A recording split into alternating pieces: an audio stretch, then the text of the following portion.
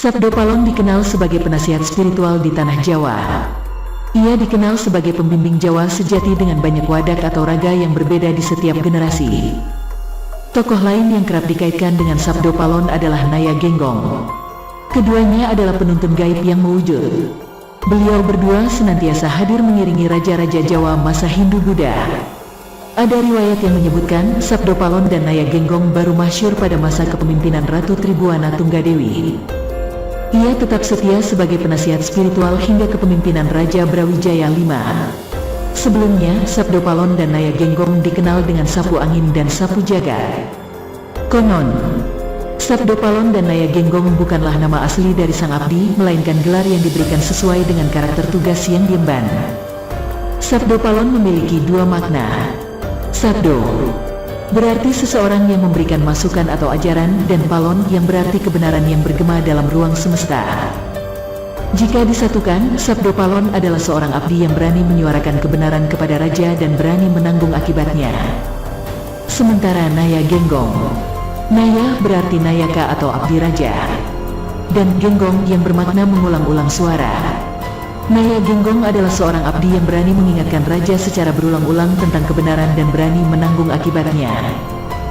Nama Sabdo Palon banyak dikisahkan dalam serat Jangka Jayabaya Sabdo Palon atau yang banyak dikenal dengan Jangka Sabdo Palon. Jangka Sabdo Palon diyakini sebagai karya Pujangga Raden Ngabehi Ranggawarsita. Jika selama ini dikatakan serat tersebut ditulis sebagai ramalan kehancuran Islam setelah 500 tahun kehancuran Majapahit, maka sebetulnya tujuan akhir dari pengarang serat Jangka Sabda Palon ternyata adalah sebuah proses untuk menerima Islam. Nukilan syair dalam Jangka Sabdo Palon yang diduga ramalan kehancuran Islam di Jawa adalah: Pepestene Musa tekan janji yen mus jangkep limang atus warsa kepetung zaman Islame musna bali marang ingsun gami budi madek sawiji. Takdir Musa sampai kepada janji, jika sudah genap 500 tahun terhitung zaman Islam musnah kembali kepadaku, agama budi berdiri menjadi satu. Bait ini terletak di penghujung akhir serat Jangka Sabdo Palon. Tuturan ini kemudian dikenal sebagai Sabdo Palon Nagih Janji. Sabdo Palon memberitahukan tanda-tanda sosial dan tanda-tanda alam yang akan muncul di zaman kembalinya nanti.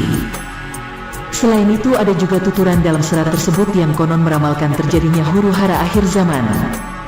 Begini bunyinya: miturut carita kuno, wecane jan malinui, kang wus kocap aning jangka, manungsa sirna sepalih, doneta kang bisa urip, yekti ono saratipun, karya mula kang bebaya, kalise bebaya yekti, mulatana kang wineka para kuno.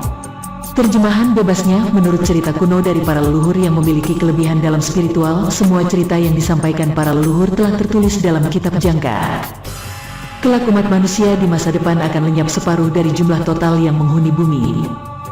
Mereka yang bisa bertahan hidup harus berusaha dan bekerja untuk menjauhkan diri sendiri dari berbagai mara bahaya. Cara untuk mempertahankan diri dari prahara di masa depan adalah dengan membaca, meresapi dan menjalankan ajaran-ajaran para leluhur. Ada juga petikan dari Jangka Sabdo Palon yang konon meramalkan terjadinya letusan Gunung Semeru. Ini termuat dalam pupuh Sinom, sanget-sangeting sangsara, kang tumbuh tanah Jawi, siningkalan taunira, lawang serta ngesti aji, upangi nabrang kali, prapteng tengah-tengahipun, kalin banjir bandang, jerone nyilepake jalmi, katah sirna manungsa katah pralaya. Terjemahannya, sangat-sangatnya sengsara yang timbul di tanah Jawa ditandai pada tahun 9781. Seumpama menyeberang sungai, sampai di tengah-tengahnya sungainya banjir bandang. Dalamnya menenggelamkan manusia. Banyak manusia mati, banyak bencana. Angka 9781 pada jangka tersebut jika dibaca menurut Chandra Sengkala menjadi 1879 atau 1978 dalam pembacaan tertentu. Pada tahun 1978 inilah Gunung Semeru meletus. Ramalan tersebut juga dinisbatkan pada meletusnya Gunung Merapi pada 2010 yang lalu. Ini berkait dengan janji Sabdo Palon Naya Genggong sebelum moksa, dan ingatlah keharuman air wangi nanti akan bertahan selama 500 tahun dan 4 zaman. Hitungan zaman paling dekat dalam penanggalan Jawa adalah sewindu 8 tahun. Jika demikian 4 zaman dikali 8 berarti 32. Maka isyarat meletusnya Gunung Merapi terjadi 32 tahun sesudahnya.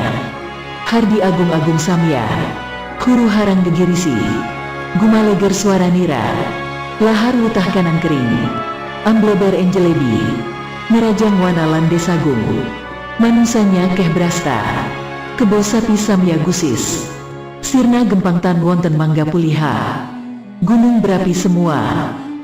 Huru hara mengerikan, menggelegar suaranya, lahar tumpah ke kanan dan ke kirinya, menenggelamkan, menerjang hutan dan perkotaan. Manusia banyak yang tewas, kerbau dan sapi habis, sirna hilang tak bisa dipulihkan lagi.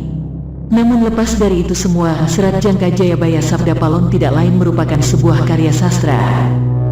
Bait-bait yang termuat di dalamnya bisa menjadi bahan refleksi kesadaran umat seluruhnya di tanah Jawa.